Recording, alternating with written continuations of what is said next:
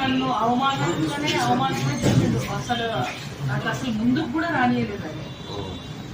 నిన్న చూస్తే అంత పెద్ద మాట అనడం ఆయనకు అవసరమా? ఆయనకు అంత.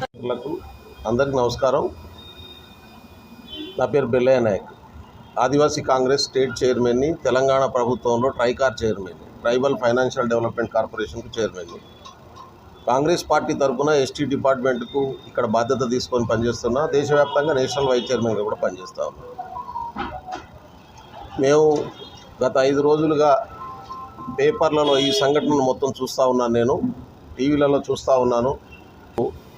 మేము వికారాబాద్ జిల్లా అనంతగిరి హిల్స్లో గత 5 రోజుల నుంచి కొనసాగుతున్నాయి. అది మొన్న నైట్ అయిపోయింది. నిన్ననే విఐపీస్ని అంతా పంపించినాం. ఎందుకంటే నేషనల్ లెవెల్లో ఆదివాసీ కాంగ్రెస్ ట్రైనింగ్ క్యాంపు నిర్వహిస్తుంది జిల్లాల వారీగా. మేమంతా అక్కడ ఉన్నాం. అప్పటికే సుజాత గారితో మాట్లాడడం జరిగింది, స్థానిక పోలీసులతో మాట్లాడడం జరిగింది.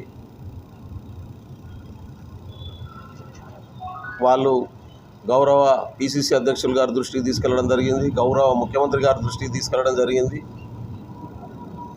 నాకు అర్థం కాని విషయం ఏంటంటే, చాలా సీనియర్ శాసనసభ్యుడు, చాలా కాలంగా రాజకీయాల్లో ఉన్నాడు.